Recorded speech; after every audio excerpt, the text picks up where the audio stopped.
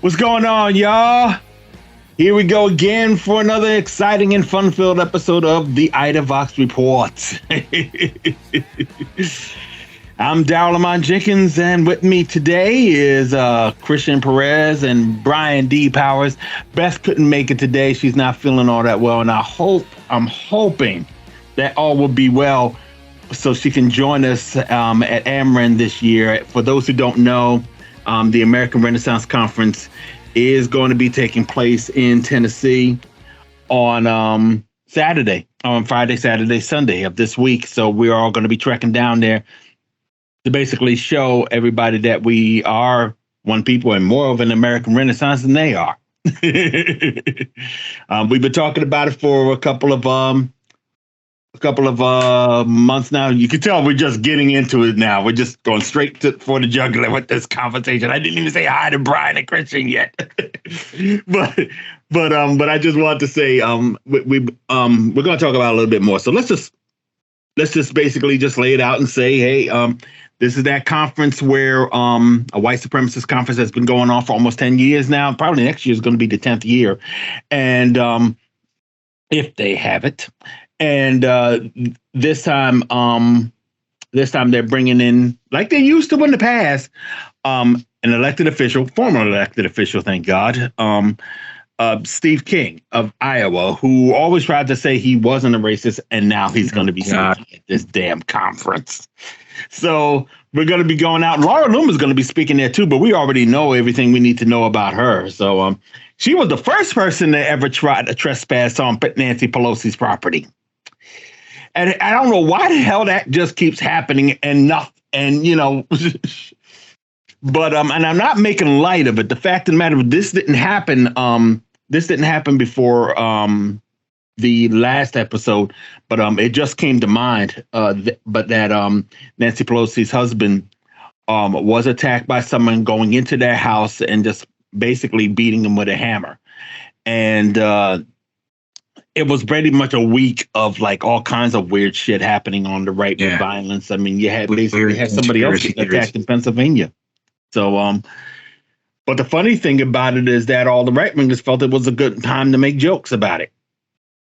And one of them's about to lose the governorship in Arizona. So, I mean, what comes around goes around. So I think I've seen some people try to justify this like, oh, there's some crazy people and they're not the majority of the party. And they're just some right wing nut jobs that make us all look bad.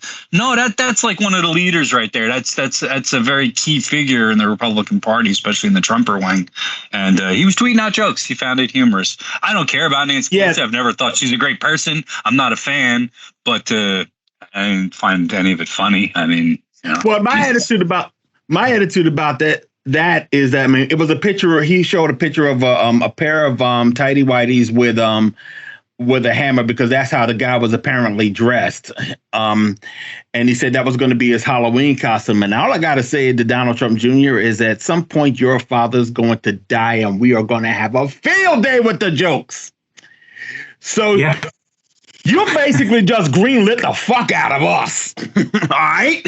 That's all I got to say. You are not going to go on Twitter because it probably won't exist.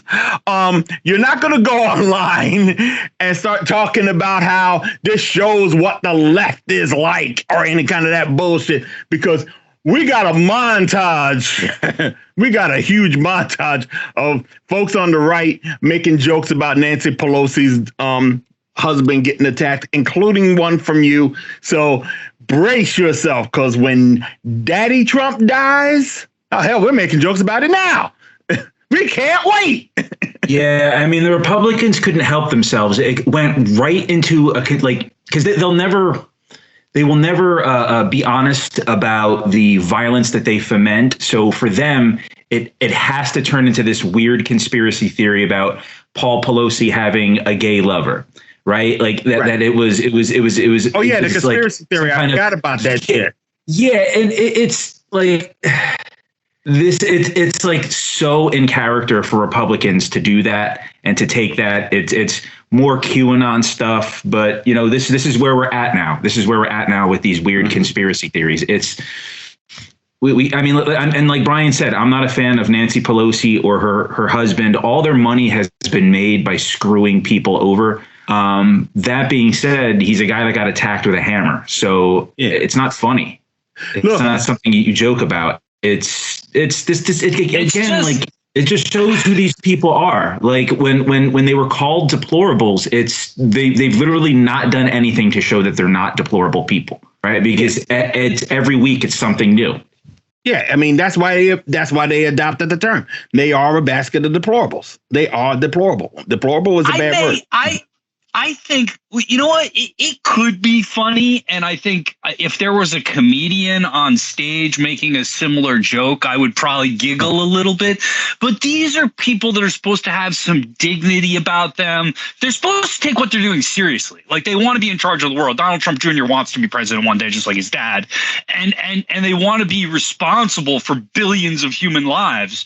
But they act like this. This is just, to me, is so far removed. And I hate to sound like an old guy, but I am an old guy, and I don't remember politics being like that when I was growing up. I really don't. I mean, you have a wingnut here and there throughout history. You could always point to this guy and that guy, but Jesus Christ, I mean, you want to be an important person, act with some dignity, and there seems to be none of that anymore. No, in the Republican Party. There's no dignity or class.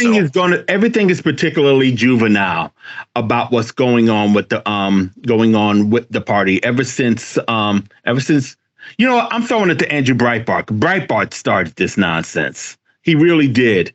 And once Breitbart got into the upper echelon of conservatism, that's when everything became a freaking circus, and that's how we got Donald Trump in the first place, to be honest. What happened, and we're going to get to this later, but what happened on Tuesday is basically us going for the jugular against that shit. Yeah. And but like I said, we're going to talk about that in a few. Actually, but before we talk about that, though, because I have a lot to say about that. But you are going to the American Renaissance Conference, right? So we have seen Trump's agenda look like it's been rejected, right? It looks like Trump is not going to be the kingmaker that he thought he was. Are you predicting that they're going to be scrambling at American Renaissance? Are they going to double down on their messaging? Do they see that no longer a viable strategy? I mean, are you hearing words like how are mainstream conservatives viewing this? I mean, because there's still money to be made in white supremacy and all that. Well, see, the thing about American Renaissance is that they never even thought that they was going to have this kind of momentum in the first place. They're going to try, they know that at some point it's probably going to wane a little bit, but they was able in the course of the past 6 years, the whole time with Donald Trump and all, they was able to recruit, to gather new recruits. Now they got a younger base than they used to have. So that crew is still going to be out there. I mean, they're going to be at CPAC in February and March, so that's what they're, so they're really not motivating themselves based on what the polls say and based on what the makeup of government is. They're basing their trajectory on what they do ultimately, really. And I think it's really important to because I got to throw this in here because in the we got a statement from the Cumberland Presbyterian denomination, and they're based in Burns, Tennessee. More to the point, they were founded in 1810 in Montgomery, in what would eventually be the Montgomery Bell State Park, where this conference is being held. They basically made an announcement saying that they basically put out a statement saying that they are denouncing this event, they're denouncing the conference, because they said on the hallowed grounds. I'll just give the first. It's on Idavox.com if anybody wants to look at it. But I'll just read the first paragraph right quick. And I got 30 seconds. It looks like on the hallowed grounds where the Cumberland Presbyterian Church was born, white supremacists, neo-Nazis, and Klansmen will meet again November 18th to 20th, 2022, to espouse their hateful beliefs. At the American Renaissance Conference, participants desecrate the site as they justify, plan, and teach their racist version of American culture in the shelter of Tennessee's public land, Montgomery Bell State Park. As a grassroots group of concerned Cumberland Presbyterians, not only are we sickened by their racist ideology, we are heartbroken that they will again meet near the birthplace of our beloved church.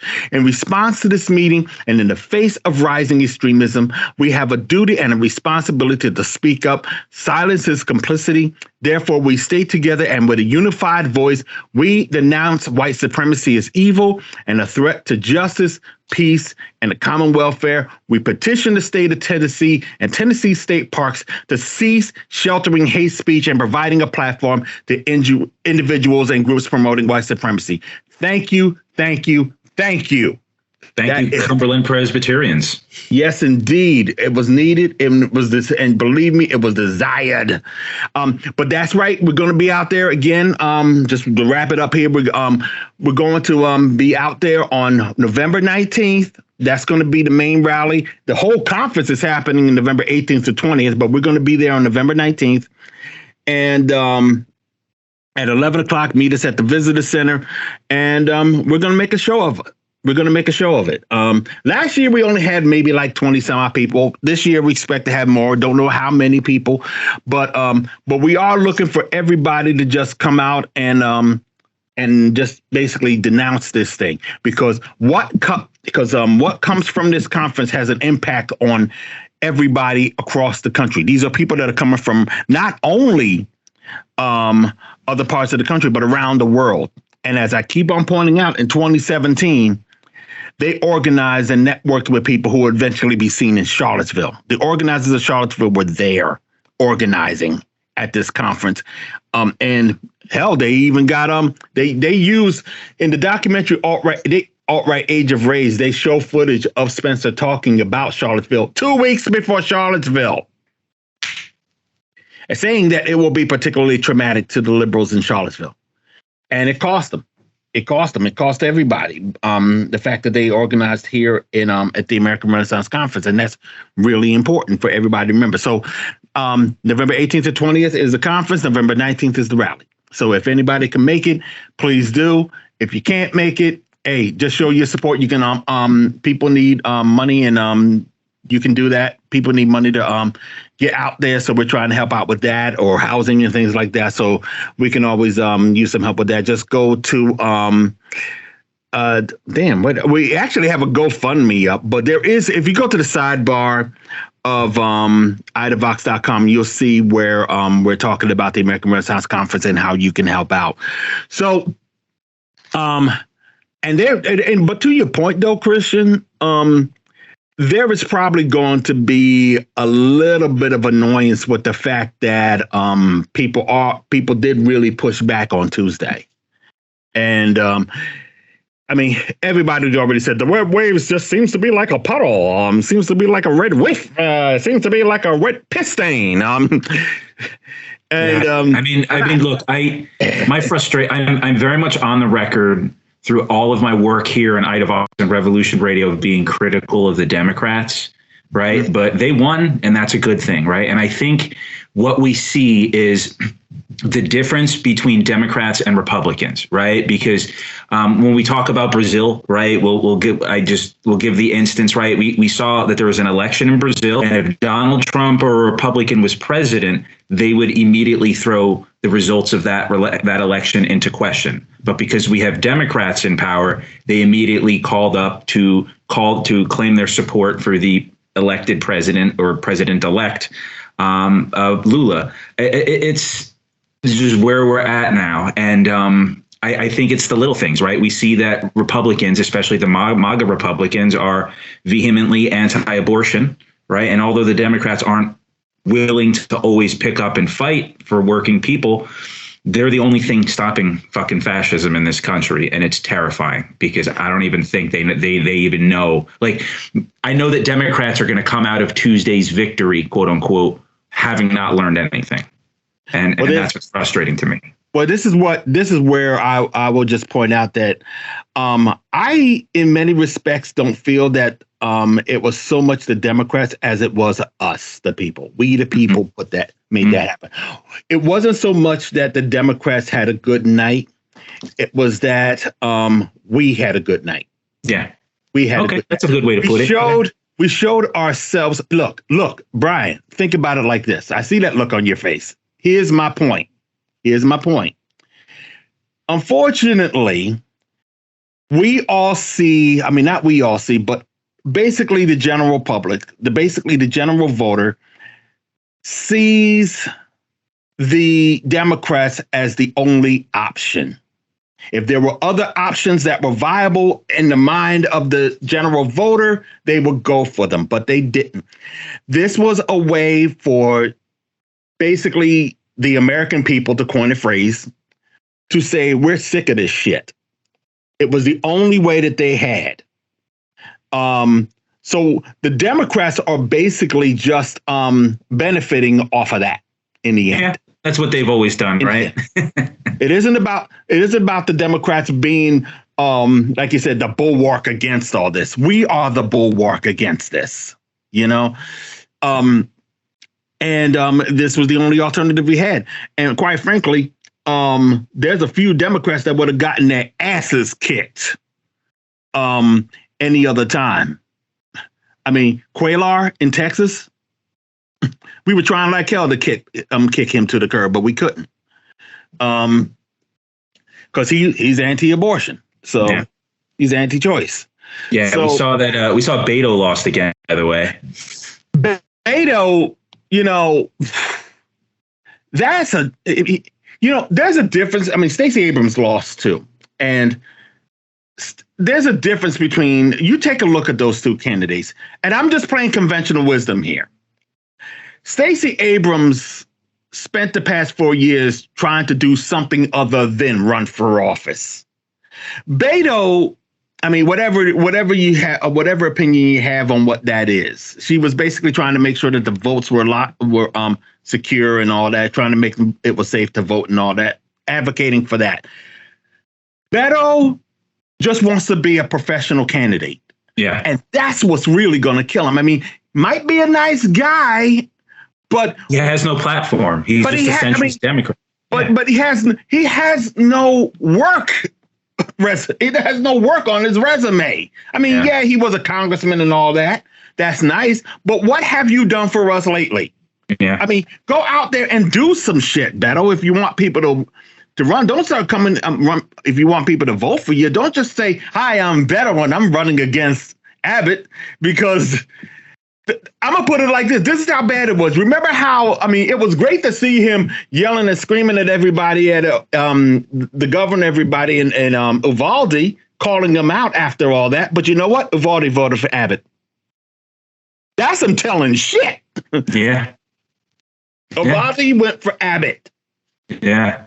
Yeah. I mean, like, so I guess that just, I mean, when you said that the people are the bulwark, I mean, because Beto, it's best exemplified in Beto O'Rourke, because he has the look to be a great American politician, but he's just another centrist hack, right? He's not coming to the table with anything, with anything substantial, right? And this is why Democrats, like I said this at the end of 2021. The Democrats are the only political party on planet Earth that finds themselves like caught off guard when they win, right? They're the only party that's ever surprised that they win, and like they don't know what to do once they win. And this is where we're at with them.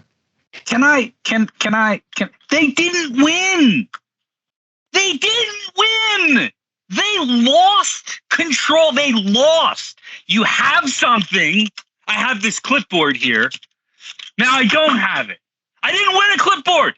I lost my clipboard. They didn't win. I don't understand why we're celebrating. I understand. I'm not celebrating. No. I see his point. I see your point. I understand that there's some good signs. I am glad that people are taking a woman's right to choose seriously. I am glad that Donald Trump lost a little juice with the party.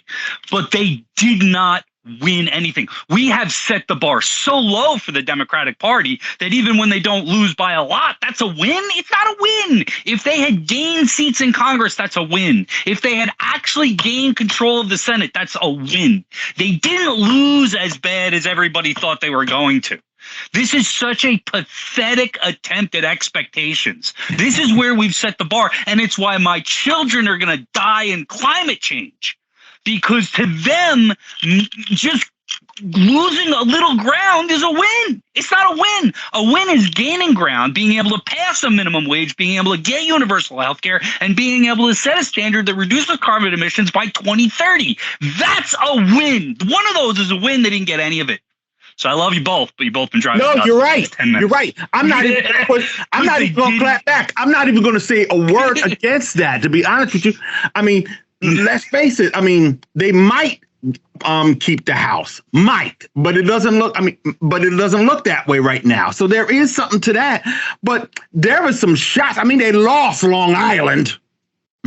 They lost New York. Island is about the as New red York as State Democratic Party is finally getting called out, and that is a cancer that spreads across the nation. New York loves to take its bullshit and spread it into New Jersey and Pennsylvania and all over the place. Mm-hmm. So I'm glad to see New York is going to be the reason they think that they lose Congress, and it'd be nice to see some national attention on that pathetic party, because the New York State Democratic Party does horrible things. New York Democrats I just say, anytime Trump loses, anytime MAGA people lose, I see that as a yes. I'm not disagreeing with you, Brian. I mean, the bar is low for Democrats, and that's where we're at now, and that is my fear, because the polls leading up to the midterm showed that the country is headed in the wrong direction, and that blame falls on the Democrats who are in power. But what they also said was we're heading in people know we're heading in the wrong direction, but they still chose not to go with the Republican Party.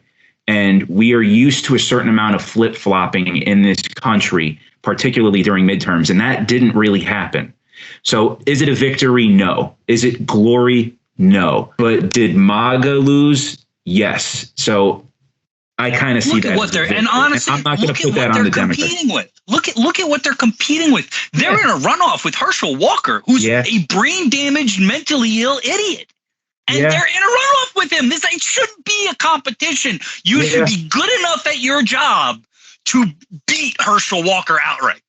Yeah. I mean, but there's also like the voter suppression and a bunch of other issues in There's Georgia. A lot. But I'm with you. I'm with you. Look, if you were this is just another instance in a million instances showing how hypocritical conservatives are. Because on one hand, you have an intelligent pastor, a religious leader.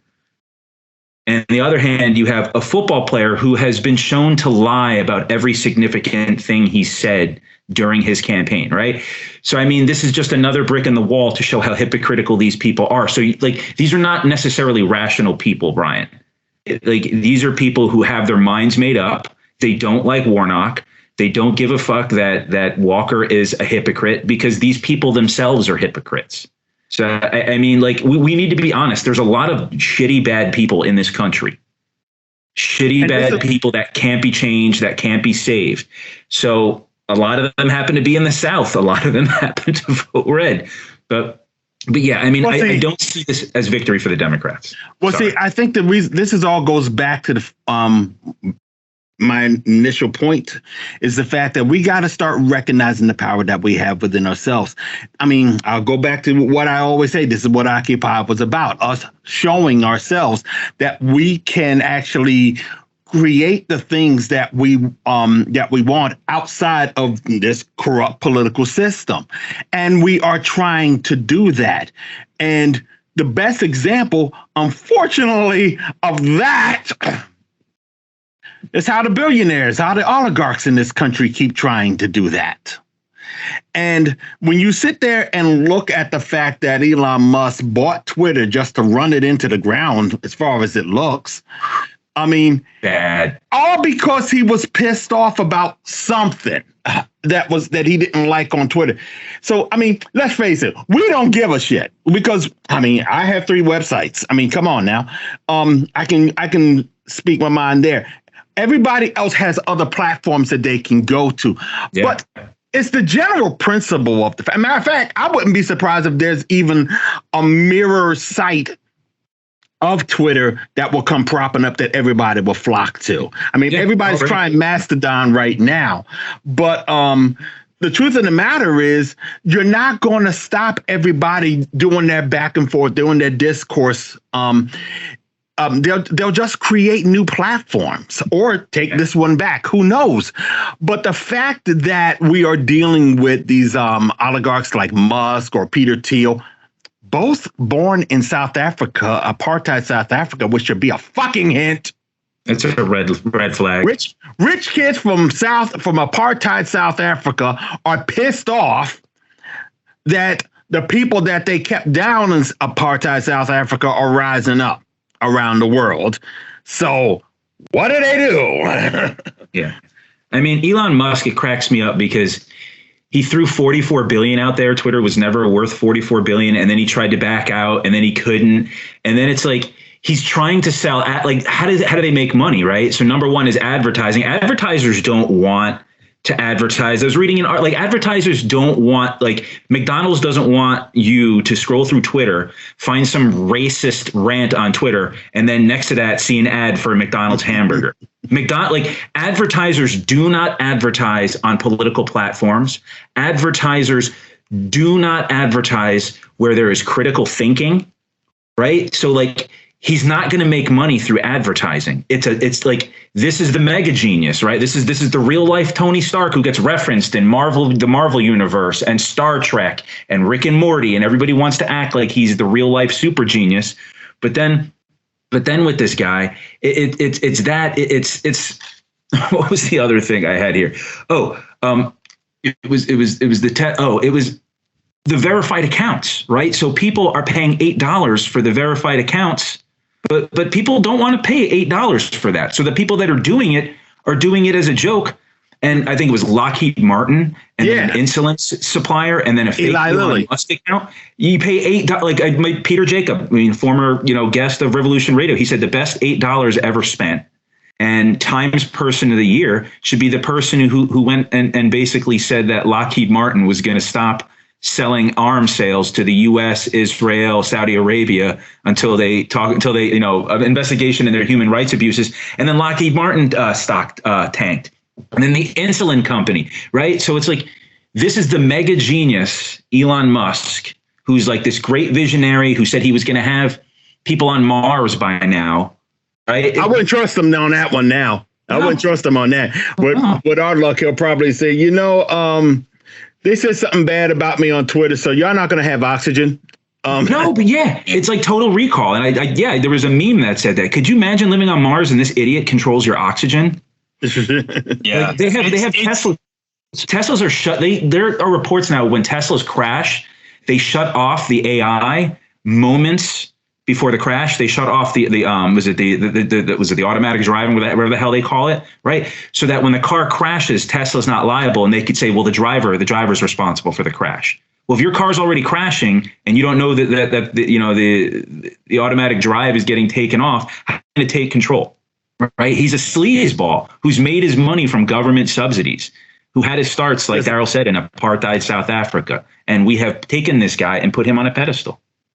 That's not uncommon for us to do. I mean, so Musk paid $44 billion. The last valuation, I was reading some capitalist article that they think Twitter may be worth $8 billion if you give it a high tick. So he's overpaid more than 5 times, about 6 times what he should have paid. And that's the reason why they were forcing him into the deal, because they knew when they got that offer, they're like, oh, yeah, we're doing this. And they started high-fiving each other because the former board just made a ton of money that they were never going to make. But Musk made an impulsive offer. He got a bug up his butt one day. He's got billions of dollars at his disposal, and that's what you do. And millionaires and billionaires are not the great geniuses that we make them out to be. They are generally like this. They're generally a little weird, if not completely eccentric. Jim Irsay owns a team called the Indianapolis Colts, and I'm a big football fan. I like football. He just fired his head coach, and he hired in place of this head coach a television announcer who used to play center. The reason why he hired him is because they're buddies. There's plenty of other people far more qualified and with the team as coaches who could have taken over. And during the press conference, Jim Irsay started talking about how this isn't rocket science, it's just football. He started talking about science experiments and just rambling on. This guy's worth billions of dollars, and he's a complete idiot. He's a lunatic, and the money has not helped his mental health. I can guarantee you that. Steve Cohen is the CEO of a large investment firm, manages billions and billions of dollars. It's called 72 Point Asset Management. He paid $8 million for a shark in formaldehyde so he could put it in his living room. Howard Hughes was the richest man of his day, and he died living the last few years of his life in a dark hotel room with tissue boxes on his feet because he was convinced that was the only way to keep germs out. Never mind, he never brushed his teeth or bathed. I mean, these are rich people. That's how you get rich. You're crazy about things, and you happen to be able to collect a lot of money while you do it, and the money makes it worse, and it lets people enable you, and then you wind up with Kanye West and Donald Trump and all these other millionaires. We've got to stop elevating people with money as some kind of brilliant human being. They're not. They're just like everybody else, and they're prone to the same defects and human qualities that anybody else is. Yeah, I just want to make a point about something. I was wrong. Peter Thiel was born in Frankfurt, Germany, and but he did live in apartheid South Africa in the 70s, and in Southwest Africa, which is not called that anymore. It's called Namibia. Namibia. Yeah. Nah. Damn. Why is my tongue not fucking right? Yeah. Republic of Namibia. Yeah. So he knew the apartheid system, and I mean he was raised. He was sort of raised in it, but for the most part, he lived in the United States. He lived in Foster City, California. But the truth of the matter is, these are the kind of people that we're talking about that are trying to manipulate what we want as a society. I mean, whether you're talking about Peter Thiel funding fascists all the time, or Elon Musk trying to champion free speech by running Twitter into the ground. Yeah. I mean, it cracks me up. It's, hey, I'm Elon Musk. I just bought Twitter. I'm not going to go after the white supremacists or the conspiracy theorists or the bots. I'm not going to do any of that. I'm going to go after unverified accounts. Like, what a goof. Like, and a full disclosure, by the way, I did have Twitter Blue for about a month. And the only reason why I had gotten it was I bought it. I got it, subscribed to it just before Elon Musk took over Twitter. And basically I just got sick and tired of all the typos. So I got that so I can edit if I needed to or what have you. I killed my subscription. I killed my subscription after about a month. It ends on the 15th. So when you see the typos on my tweets, that's not incompetence, that's revolution. Just remember that. I do feel for people. And honestly, you've built up a big Twitter following. You contact a lot of people. I know you say there's other platforms and all, and I get it. You got to move on. Platforms come and go. I love your attitude towards it. But let's face it, it hurts if you get off that platform. It hurts your visibility. And there's other people on that platform. I watch people that use it for fantasy football, for looking at art, yes, we're political, so our feeds and our algorithms are prone to a little more of that toxic nature. But there's also really good and beautiful things that come out of social media, and connecting with other people and sharing ideas is an important thing. So I think, it's sad. It's sad that one man could get a bug up his ass, do something really stupid, and ruin what amounts to a lot of work for a lot of people. And Twitter is going to go down the drain. And now people have to get back to work on other platforms, whether it be Mastodon or going back to Facebook. MySpace is coming back, baby. boy. Where my Mi Gente people at? Where my Black Planet people at from 20 years ago? Oh boy, listen. One of the things that's really important about this era, about this internet age, is that everything is always evolving. Yeah, we're talking about how Twitter is going to be a platform that falls and everybody's going to miss it. Everybody's going to it's going to be a shock to the system. But in many respects, to your point again, to your point, Brian, yeah, there's other platforms and people have already started going to them. Never mind Mastodon. Everybody's rushing to Mastodon because they're worried about Twitter. But meanwhile, there's still Twitch. There is TikTok that everybody's on right now. There is, let's go to YouTube. We go to Facebook. Those things are still there too. But the truth of the matter is, those can still be problematic, but they're still there. Yeah. And then who knows what's going to come up? Who knows if there's going to be a mirror? I think one of the most important things about the right is that when they saw themselves getting bounced off of Twitter all the time, they just started Parler. They started True Social, Gab, and there's some other ones. Advertisers aren't touching those either. So if advertisers aren't touching those. But whomever does a similar thing and does it right, advertisers will definitely touch those. I would like to start up a mirror image of Twitter, but have my name attached to the shit. Advertisers will be like, no. You got some commercial appeal, man. I got some commercial appeal. Yeah, you could get some advertisers on board. I would join. I think Montel Williams would join. We'd get Montel on all board. The pot smokers would definitely join. I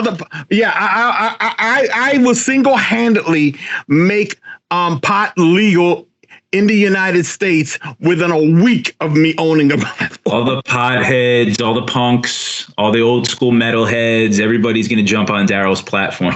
Well, maybe not all of them, because some of them are libertarians too. So maybe they'll try to keep their distance. And I would definitely start. I'll start suspending those accounts. It's like, oh shit, you are not bringing Tim Pool here. Goodbye. Oh God. Yeah. You know what? The libertarians, they were draining off some votes in some of these states against the Republicans. You may have to thank a few of them, man. Oh my God. Did you see the libertarian in Georgia, that goof with the cowboy hat? It was like, who is this clown? And this clown has screwed the Republicans, and I love it. Right? Yeah. Whenever I see the Republicans lose, I see that as a victory. But I'm like, who is this nutcase in a cowboy hat? I don't know. I have a thing against cowboy hats, which is unless you're on a horse wrangling up some actual horses or cows or whatever. I feel like grown men in cowboy hats look silly. That's just me. But it was weird. It was weird. But, American libertarians are something to behold. Yeah, I tell you, they really are. I pretty much say, and they always get mad at me when I say this, but you can't be trusted because we've tested. I talk about it. Libertarianism is an ideology that has no grassroots component at all. There's no one in Africa, Southeast Asia, Latin America that are putting together libertarian organizations. There's no if it exists in cities. It's not happening in the rural areas, right? Not like the way socialism does. Whenever libertarianism exists in the developing world, it's always some American or European trying to impose it on a bunch of people there. They're shady. It's not. Literally it doesn't exist outside of its existence outside of the white American middle class is almost non-existent. Well, it's almost it almost has. I'm sorry, it has no existence outside of the white American class. It dwindles at that point. Yeah. I've gotten into it with libertarians from all over the world, but it's 4 people, right? It's weirdos in Germany, weirdos in the States, this guy with the hat on, talking about they don't want public roads. It's weird. It's just a weird ideology. We had libertarianism. It was called the Gilded Age, and it led to the freaking the Great Depression. Stop worshiping big business. It's not salvation. Well, it's weird because it's back. We were talking about Jair Bolsonaro not too long ago. Just a couple minutes ago. The guy who just lost in Brazil. And libertarians thought that libertarians thought that there was going to be getting something out of him. But then again, it was Ludwig von Mises folks. And they're fascists. Yeah. When you deal with the what was it? This was a couple of years ago. He says, I'm losing all my guys to government, said Halo Beltra. I can't pronounce her name. The founder and president of the Brazilian Mises Institute. They thought that they was going to get something out of it. And as a result, they found themselves latched on to a very dangerous character who got his ass kicked a couple of weeks ago. Now, unlike the Democrats, the idea that the Democrats won something, as Brian pointed out, Bolsonaro did lose. Yeah. Yeah. The Workers' Party is expressly a socialist party in Brazil, right? I mean, and it's a party that has pulled people out of poverty. I've heard reports that they could literally measure that people have gotten taller because they received the nourishment, right? They weren't malnourished when the Workers' Party was. You could literally measure it in the height of people that they were better off under the Workers' Party and Lula. And, it's a shame. It's a crime. This guy Bolsonaro has massive support. I live in New Jersey. Almost every Brazilian freaking drive on New Jersey has Bolsonaro bumper stickers. One of my goofy neighbors has a Bolsonaro bumper sticker, right? They don't get it. It's like Trumpers. They're thick-headed also. They would rather go back to dictatorship of the 1970s than see black people, Indians, and poor people as equals, right? And it's the same problems we have here in this country. I wanted to ask you a question about, because I like Lula's going to be coming to power. He was in power before. But what I really like about his background is he's a union leader that came from the grassroots. He really did build the Workers' Party. What is his name? Ignacio Lula da Silva. Luis Ignacio Lula da Silva. They call him Lula. Luis da Silva. They call him Lula. Lula. Lula. And what I wanted to ask you, Christian, is a little bit more. Maybe explain to me and our audience the background and how he kind of went from union leader to president to prison. And then, well, I don't know all of the specifics, but yeah, it was just that he was the union leader, right? He was a local politician. He gained power.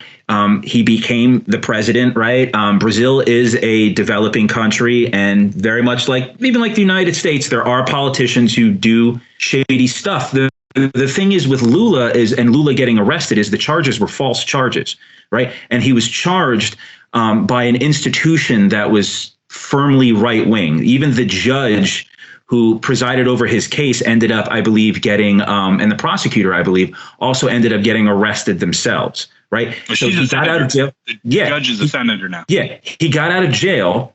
He had all of his, he was exonerated. He had the charges dropped and cleared. So he's a free man. But what we had in Brazil, it was a right wing. Whenever the right wing does anything anywhere, it's always a red flag. But the right wing was trying to show how corrupt the Workers' Party was. And it was like some weird land deal thing that really got blown out of proportion, which is why Lula was able to get out of jail. And he's now going to be the next president of Brazil.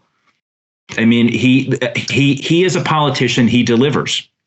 And as Americans, we don't understand that all you have to do as a politician is deliver, and that gets you votes. And that's how you win.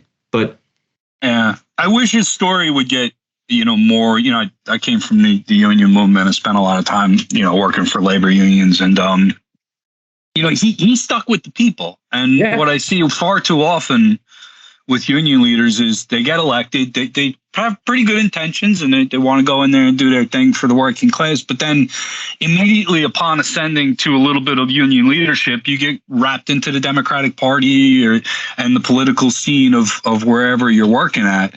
Yeah. And that kind of takes over, and political objectives and personal political motivations trump workers' rights. And I think that's why we are where we are. Even when you see supposedly a progressive candidate or a union candidate get into office, they still don't do anything in the way of, getting paid sick leave and things of that nature, This is not, and I hope his story is instructive to somebody that really wants to come up through the union ranks and do something, because there is a path there. You gain a base, you gain a support network, you gain money, from finances.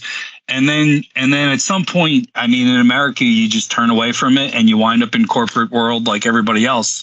So I hope people study his career a little bit further and take lessons from it. I know I have. It's a pretty cool story, and he's hopefully going to do a good job for the people of Brazil. Yeah, and hopefully at some point we can have people talking about him on this show, about Lula on the show. Probably in who knows when, but I think it is going to be important to watch what happens in Brazil, because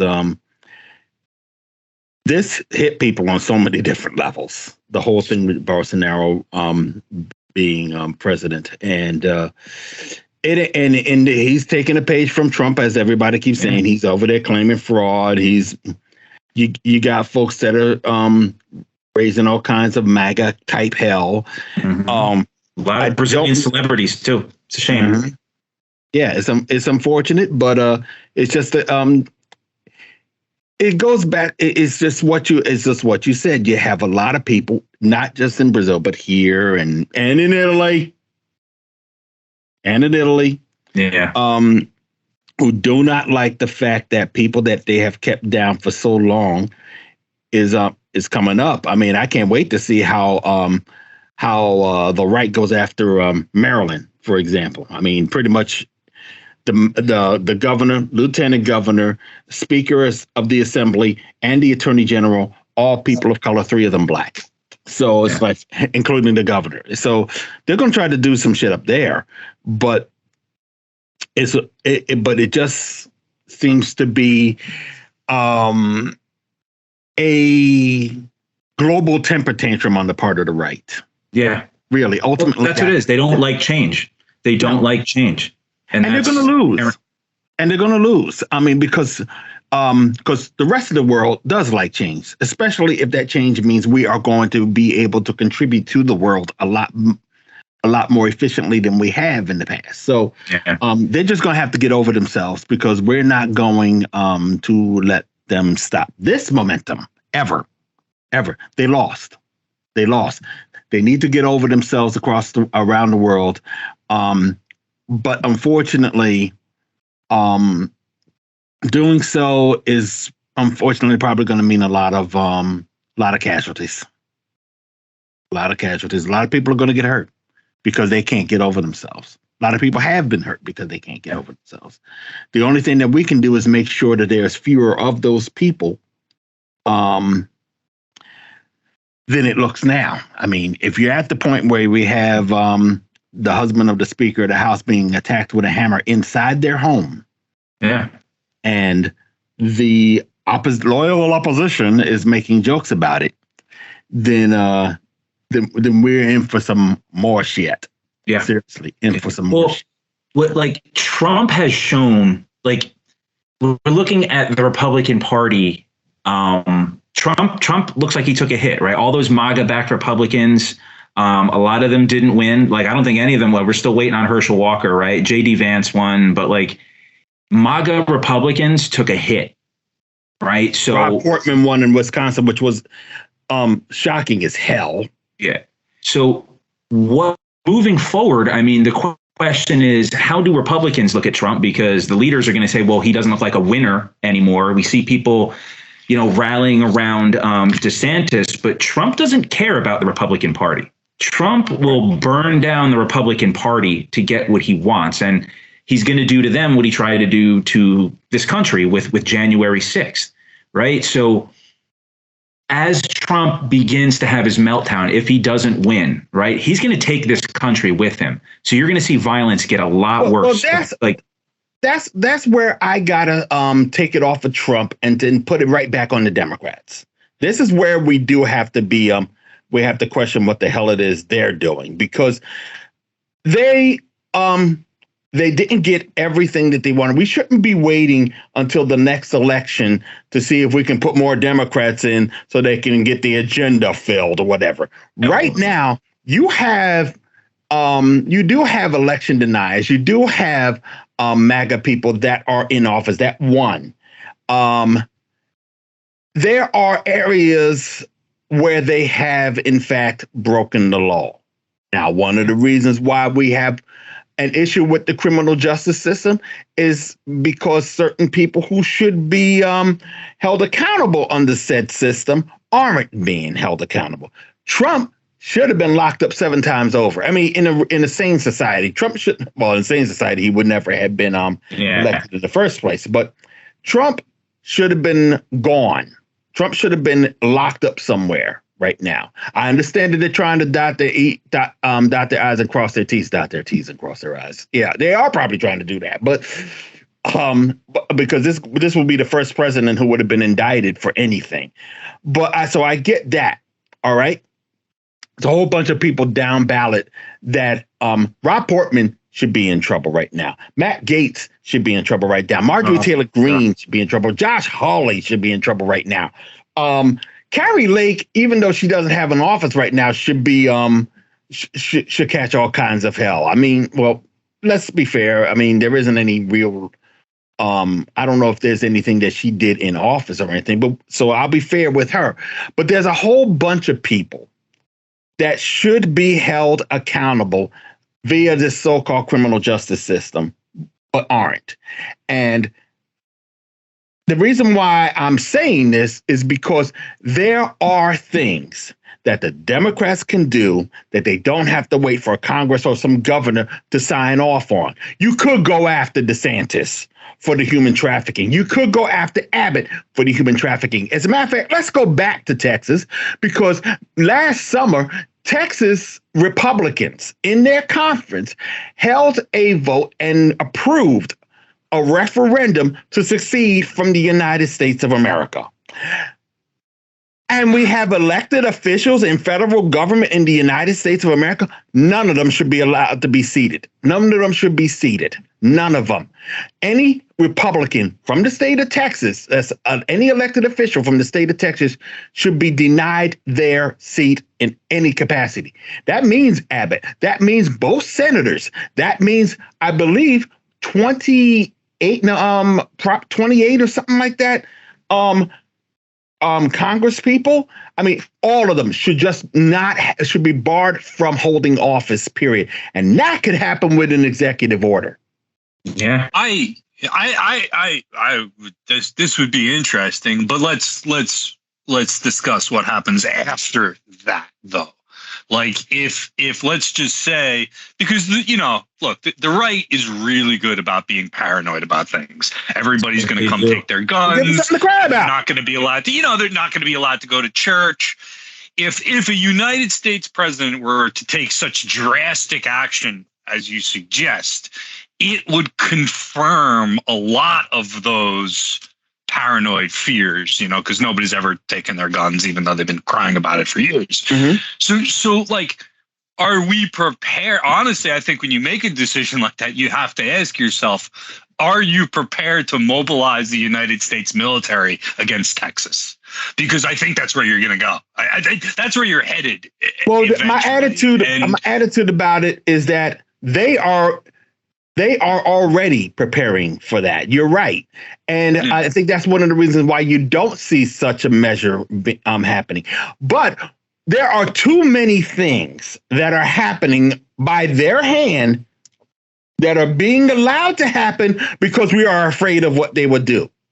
We got to stop with this attitude. Greg Abbott's a very dangerous guy. But we got to stop with this attitude is don't hurt the right, you'll only make them mad. Because Bill Maher lives off of that.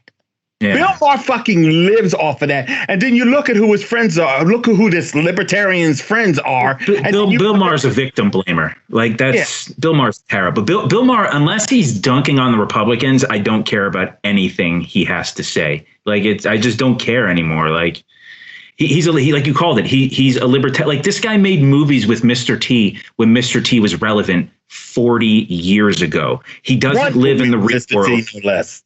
I'm sorry.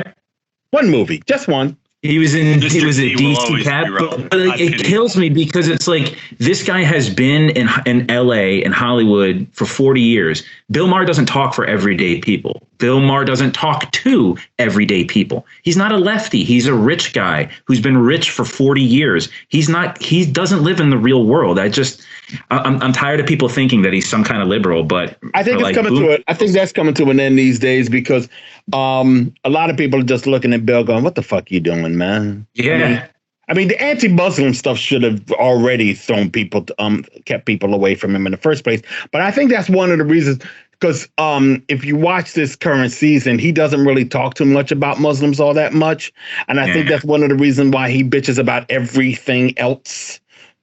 Yeah. Especially two things that I think is really interesting. He's been railing about cancel culture, but he's also railing against ageism, which basically means we should respect our elders thing. He's really turning that into a cause. We should be listening more to the older generation than the younger generation, and that's why he supports Joe Biden. Oh God, it's. Yeah, I mean, but yeah, that's who Bill Maher is. It's a corny spin. It's corny. It's corny. He's corny. But there's been a lot of things that has been going on over the past couple of weeks since we had our last episode, and we've been having a good time. And I'm going to spend the next 10 minutes about what I've been doing over the past 2 weeks, because it's been. But actually longer than that, because Christian wasn't here in the last episode, and I really wanted to talk about that show. Oh, yeah. Oh, boy. On show, man. Lead it off, baby. Okay. Speaking of Brazilians, yeah, we don't support Bolsonaro at all. Yeah, so I have to apologize to Daryl, because when we got there, right, Daryl's sitting behind me, right, we were waiting for the show to start, and we didn't sit down. We went to go watch the show. By the way, this was in Montclair, New Jersey. I forgot what day. Montclair. Daryl's sitting behind me, and he just kind of goes, "I think that's an Antifa flag," and I'm like, "What? Where?" Because it was like kind of like it wasn't like hung. It was just kind of like draped over like one of the one of the stands on the drums. And it turns out that fuck yeah, man, Igor Cavalera is big time anti-fascist. And then I remembered, because I said something to Daryl. I said, I think that they do tend to have some right wing friends like the Gracies. But then I forgot. Max had a run-in when he was in Sepultura with cops years ago. And Sepultura had a song, I think it was on Bestial Devastation, called Antichrist. And after getting that run-in with the cops, he changed the lyrics, and he made a song called Anti-Cop. So any metalhead out there, any old school 80s thrash heads out there, check out this song Antichrist or Anti-Cop by Sepultura. They also got another song called Policia, which is pretty good also. So check it out. I love that freaking song. Yeah, that show was hot, dude. That show. Oh, the show was nice. The show was really. For those who don't know who the hell we're talking about. Yeah. Max and Igor Cavalera from the band Sepultura, and if you notice, I'm pronouncing the Sepultura because when I first heard of the band, I was working at Tower Records in the Village, and my boy was Brazilian, and he was the one that hyped me up to it, and that was how he pronounced it. So that's what I went. That's what I've been going with for the past 30 years. So I'm not changing. I'm not trying to be patronizing. I'm not trying to patronize or anything. That's just the way I pronounce it. So they had broken off from Sepultura, who me and Cora, our friend Cora, saw up at Irving Plaza not too long ago, and they were nice. They were nice, but I had to see Max and Igor do their thing. I mean, they weren't in the band anymore, so I had to go to this thing in Montclair because I missed them in June, because where was I? Fucking with Patriot Front in Idaho. So that's just getting in the way of the fun. But I mean, the turnout was great, man. There were a lot of like old school, like old heads there. There were a lot of Latinos there. I was like, yo, this show, it was a cool cross section of just the metalhead fandom at that show. It was awesome, and it was all Beneath the Remains and Arise. So it was all like 80s, early 90s stuff. It was awesome. I love the show. And just for the record, for those that know that don't know, Sepultura means grave, like sepulcher, right? So like Sepultura just means grave. It's a really awesome heavy metal name for a band. and I gotta send a shout out to my man who had that denim vest with all the patches on it. Oh, the young guy, yeah. Bands were like from the 2000s. I think one or two bands. Every other patch. Parents weren't born when those bands were around. I mean, it was like. He had like a creator. He had like Creator, like Suffocation, like bands from like the 80s, and you're like, damn kid, all right, like you were born in like 2004, but get it, kid. and I loved it. I had a ball with the show. I mean, I don't go to too many shows now because it really sucks that I just have to sit there and not dance because 350 pounds don't move as good as it did back 20, 30 years ago. Especially since I didn't have 350 pounds on me back then. And you know, the back starts hurting and the legs starts giving out and the Darryl has to sit his ass down. But at least I snapped to the beat. Yeah, no, it was awesome, dude. I mean, you were in the pit too, man. You were up there. Well, I mean, you weren't dancing. No, we weren't dancing. I was doing video. I was doing video because I had to have people. People had to see that Antifa flag up on the riser. I mean, it was just like, no, I am taking this memory with us for the world to see. You were like a heat seeker. You were just kind of like, that's an Antifa flag. And you just like went your way to the front and you're like filming. You're like, there it is. They were making fun of me. Cora was like, you lost Darryl? I'm like, I don't know where he went. He said he's going to go check out. And they're like, you lost Darryl. I said, he went to go check out the flag. Hey, flag and politics aside, I do want to send a shout out to this band. I think they were out of Seattle called Bewitcher. That opened up. Man, they were so fucking good. Yeah, they were good. Yeah, it was like a thrash band, like straight out of the 80s. They were younger guys, but the sound was like really old school. Yeah, I mean, it was like, I mean, the band before them, they're from Jersey. They were okay. I wasn't too happy with my man wearing a G.G. Allen shirt on. I'm not gonna ding him for that too much, but I mean, they were okay. But the ones who really just brought the heat was Bewitcher and Igor and Max. Really, yeah, dude. They played "Desperate Cry." That's one of my favorite Sepultura songs. It was awesome. And one other thing I want to point out too, getting away from that, I went to another show just last weekend, and it was actually called The Rose Show. It happened on November 5th, and basically it was a show to raise money for the local Planned Parenthood up there. It was put together by some women who were also running for I get counsel. I got to see how they're doing. I'm going to do that while we're talking. But they had this was a show that was also to basically pay tribute to the LGBTQ plus community, which meant the Proud Boys thought that they were going to threaten the show. Which they've been doing, you know, for a group that's all about free speech and freedom of expression and freedom of association, or well, at least they say free speech. It always seems to be like when the LGBTQ plus community decides to exercise that free speech, they got to come out to try to shut it down. Yeah, and they didn't. And the fun part about that is that they announced on their Telegram that they were going to come out to shut it down. If you don't show up, if you don't shut this down, we'll be there, or some nonsense on their Telegram. And then they had another thing is this, if you don't want to see this outside of your a picture of the Proud Boys, if you don't want to see this outside your show, don't invite children to your drag show or whatever. And the thing that they didn't take into consideration is the fact that no one's afraid of the fucking Proud Boys. So when they made this damn threat, everybody came out. Everybody was coming out from all over the damn place. This was the event right here. This is the event. I got I dig the old school flyer. Yeah, I mean this was sweet. It was FemFest New Jersey. If you go to FemFest New Jersey and Instagram, you can see some pictures from it. And it was just out of sight. I mean, I had a good time. And the most important thing to point out, the Proud Boys didn't even show up. Uh-huh. The Proud Boys didn't even show up. And there was like one guy who we later found out was a guy who goes to all the anti-trans events in the state. His name escapes me right now, but when we came and approached him, I got video of him when people came to approach him and asked him why was he just sitting in his pickup truck stalking the event.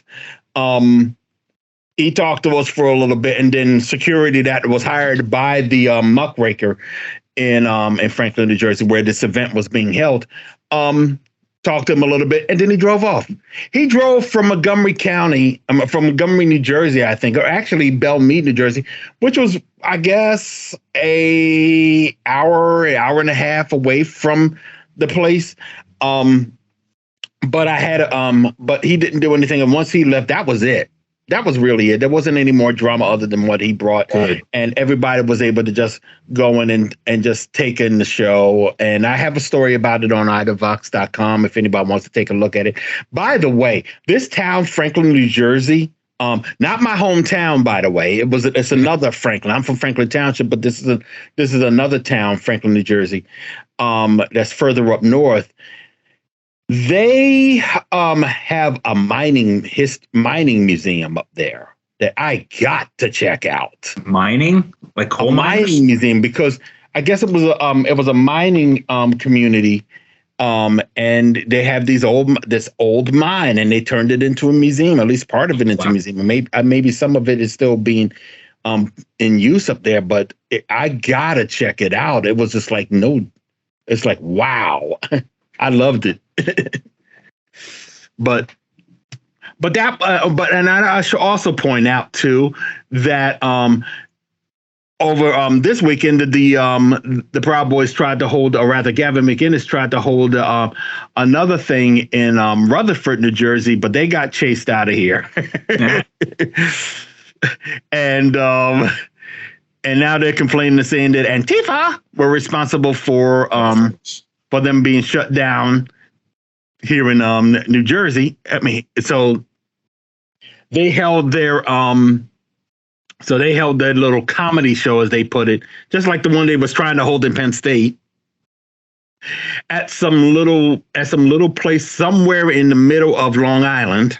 Oh God. That looks, if you look inside, it looks like MAGA just threw up on the place. Ugh, yeah, they're all over Long Island, dude. I was there for a wedding a couple weeks ago in Long Beach. They are all over Long Island. All over. Well, that's why unfortunately it went as red as it did. And sadly, it may stay that way because that's what Long Island does.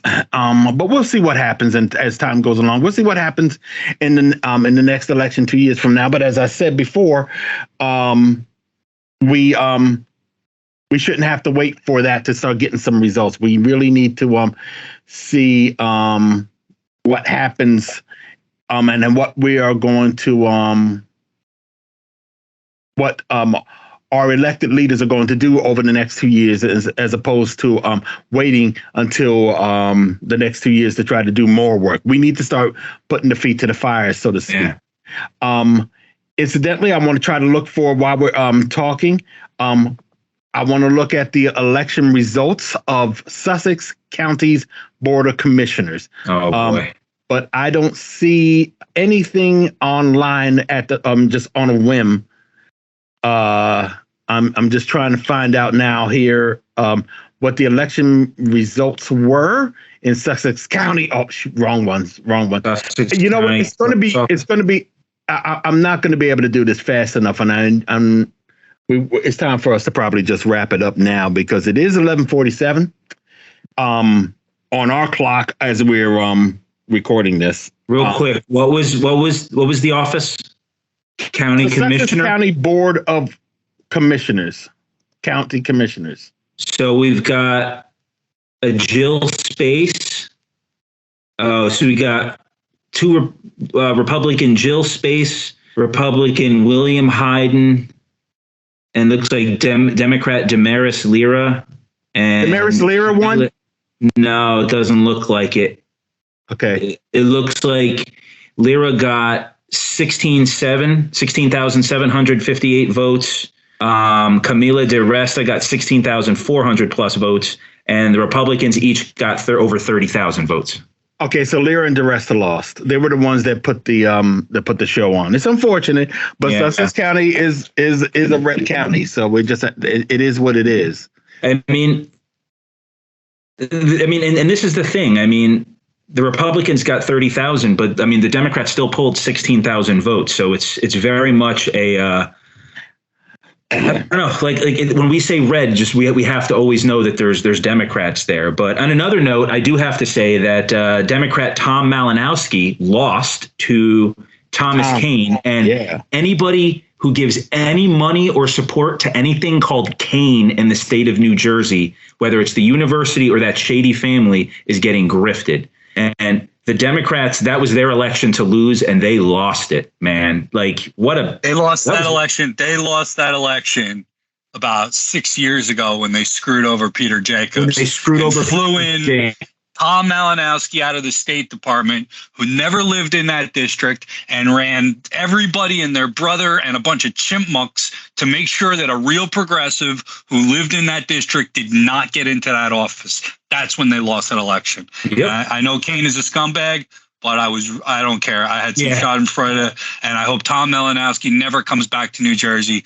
Go back to where you came from and never come back to our state. It's not yours. It never was. He's about as much from New Jersey as Dr. Oz is from Pennsylvania, right?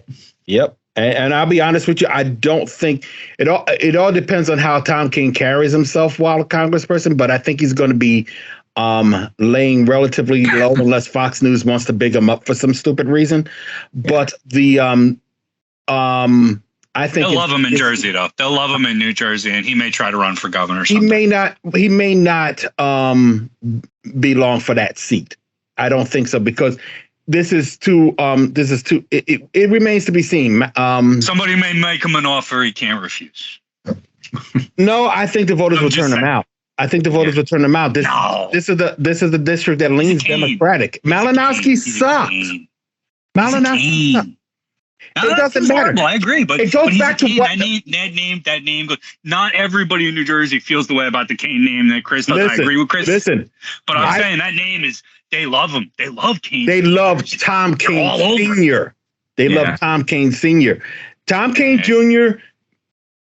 Was good. I mean, he couldn't win as governor. Give me an over-under. I'll give you an over-under. I say he stays in that office at least 6 years. At least 6 years. I don't think he'll be there. The only reason he will leave that office is to go for a bigger job.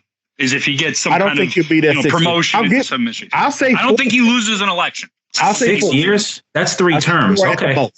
I might take that bet. Okay. This is being recorded. Yes.